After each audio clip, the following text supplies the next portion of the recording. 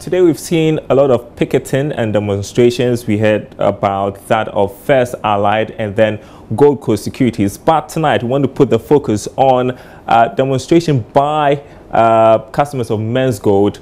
Director General of the Securities and Exchange Commission, SEC, that is Reverend Daniel Ogbamitete, has disclosed that the Commission cannot tell how much of funds will be accrued out of the sale of assets of gold dealership firm Men's Gold. As I have indicated, some customers of Men's Gold this morning picketed the premises of the Economic and Organized Crimes Office, Yoko, demanding how much of Men's Gold's assets have been defrayed and at what cost. Amy Fadrazosi spoke with some of the customers. It is not easy for us at all, not me alone, all the customers. Now people are dying. We had an information, we have it on our record that 15 people has died. So it is not easy. Even to take care of homes is not easy. Right now, I can't pay for my kids' school fees. And we don't live in a country like that. We the leaders of CACM had an information that some government officials are going to Yoko to take what? To take the asset to their homes. To take the asset to their home. So we are sending a very strong signal to them that they should bring the asset back. Otherwise, we will strike on them.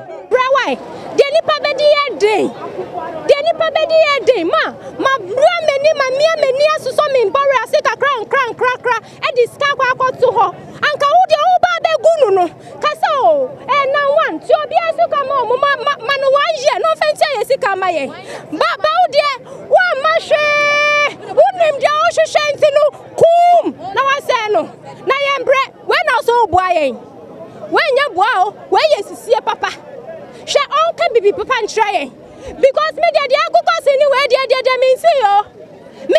me we are ready for our money. We need our money. We are suffering.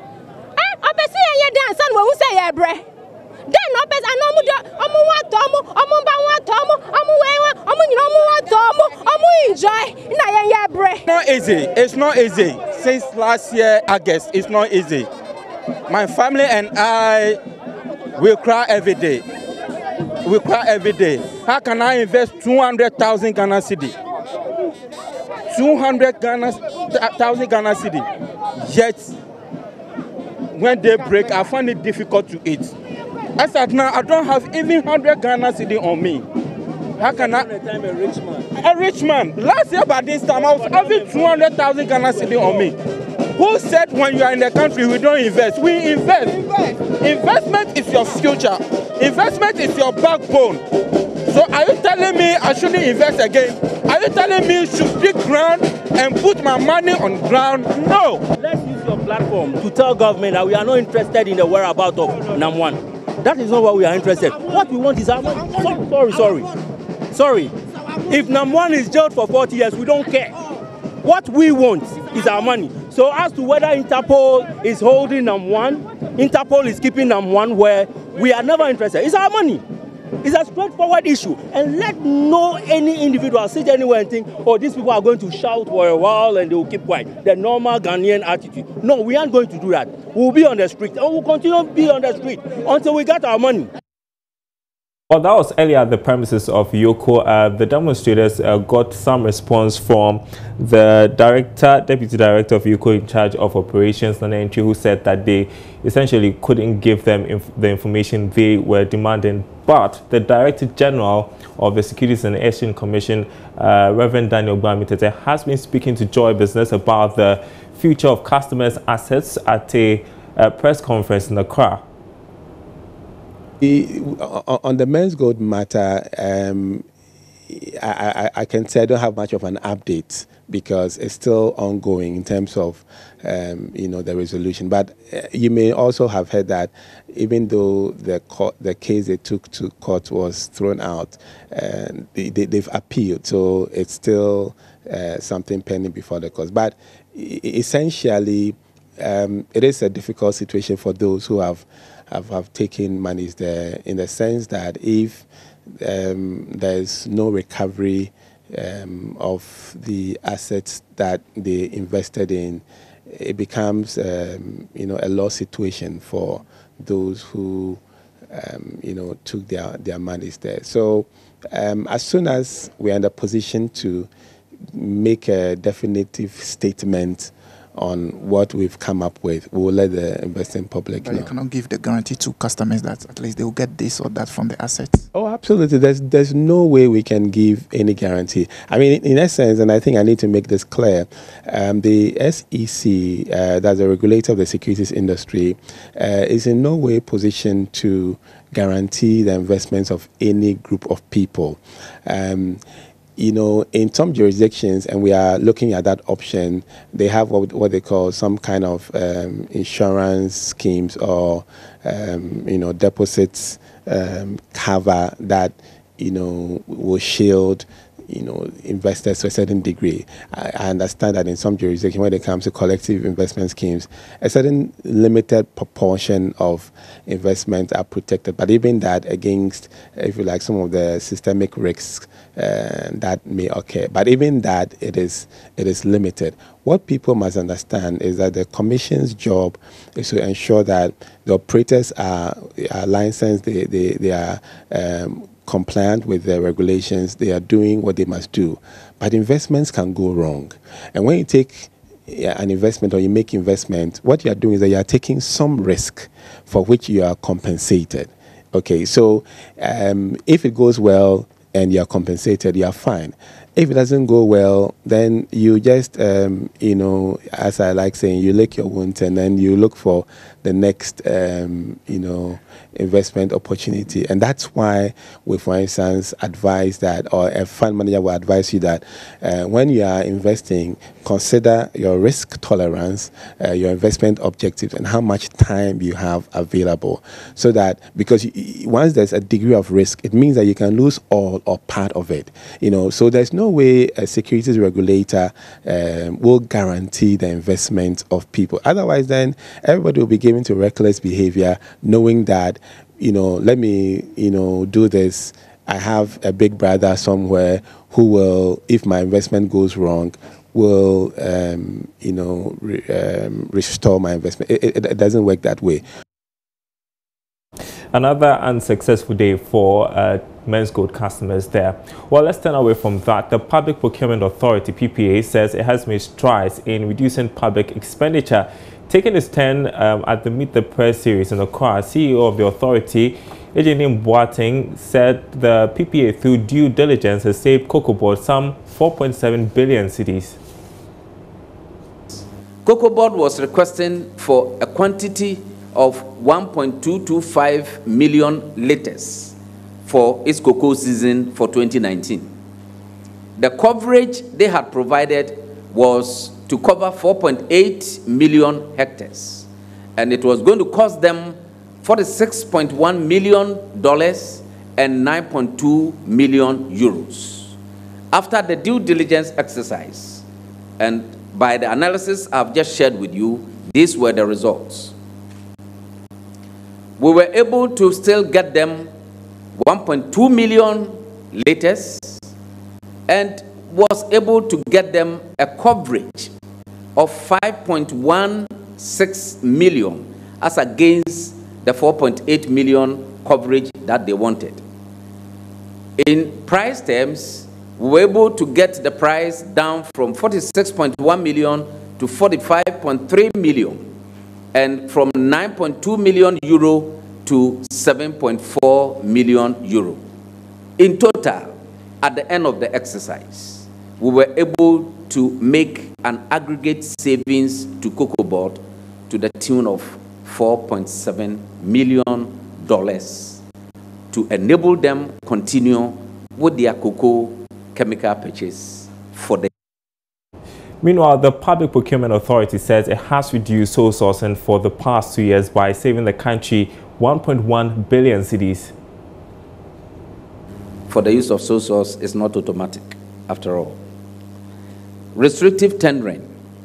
In 2017, we received application to the tune of 372. We approved 174, and we rejected 198. So total number of applications for sole source and restrictive tendering was 792 for 2017. Total number approved was 410, and total number rejected 382. In percentage terms, we approved 51.7% and rejected 48.2%. Now we come to 2018. 2018, we received total applications of 511. We approved 409, and 103 rejected. Restrictive tendering, we have 386, 261 rejected, 261 approved, and 125 rejected. Total number of applications received for the year, 897, and approved quantity or volume 670. 60 were rejected outright, 167 were queried. In total, we have, in percentage terms, 74% approved, 6.4% rejected, 18.6% queried. And for savings for 2018, the amount saved for going through all this process was 1,164,200,000.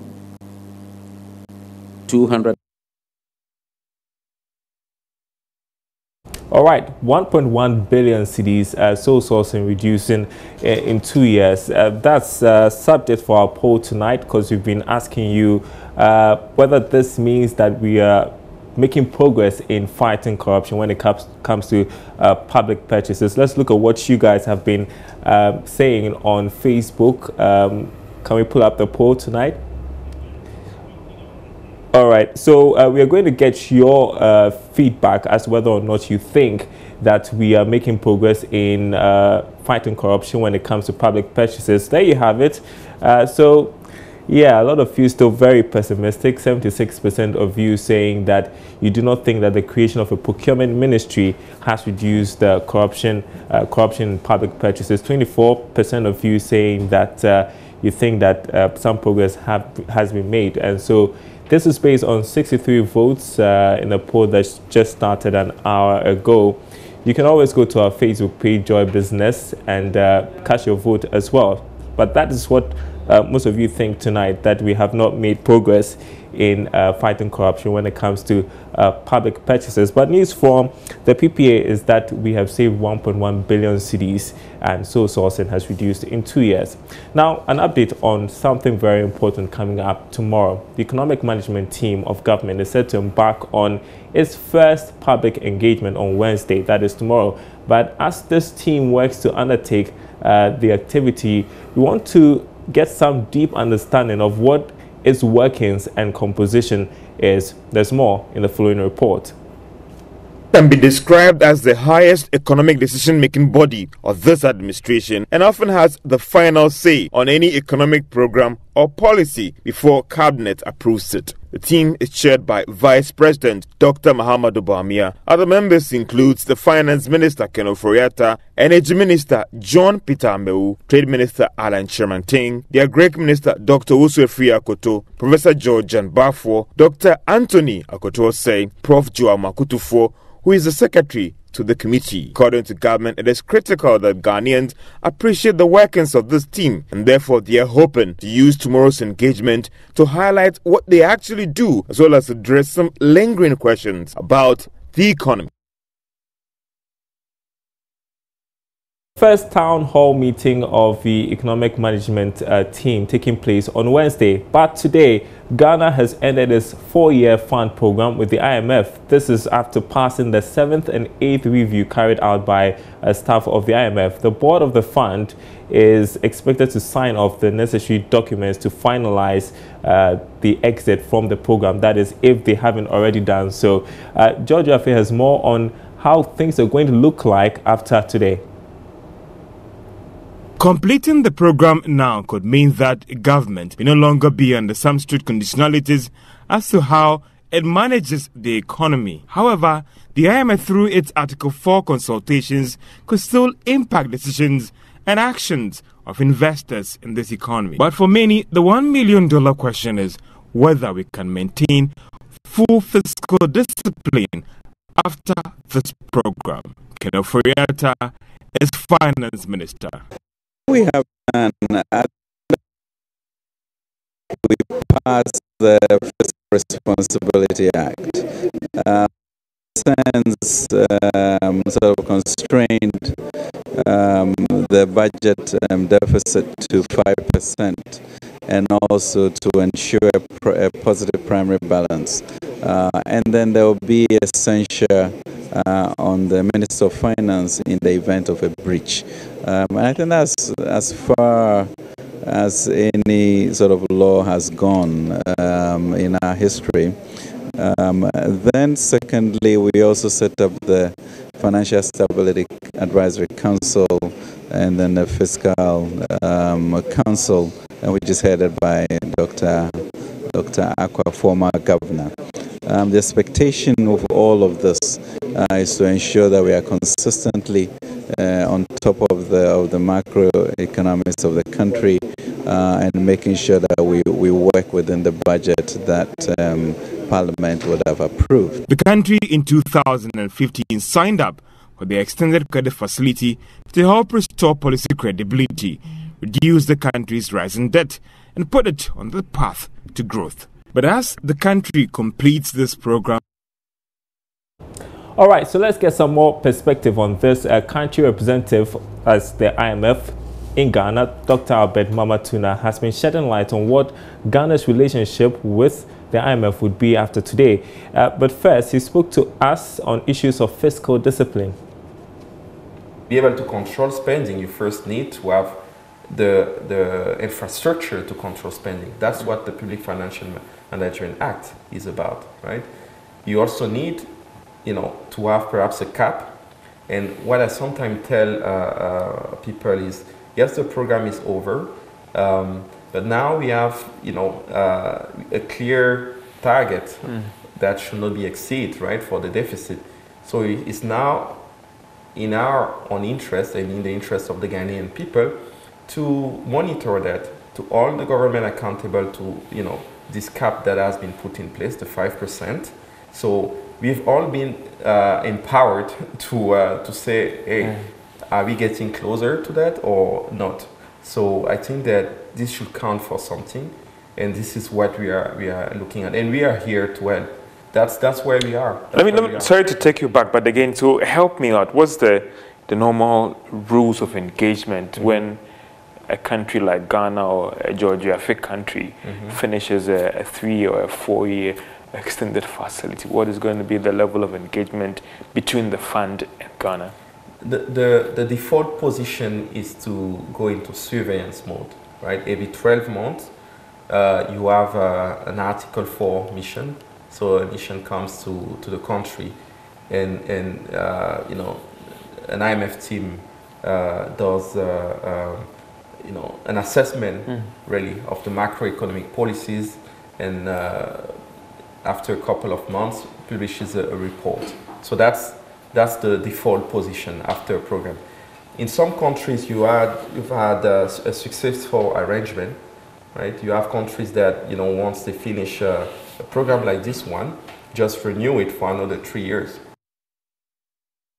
Well, away from that, Microsoft, in partnership with Innova Learning, a local tech company, has hosted a workshop to demonstrate that the operating standards of both organizations are compliant with Ghana's cybersecurity directives.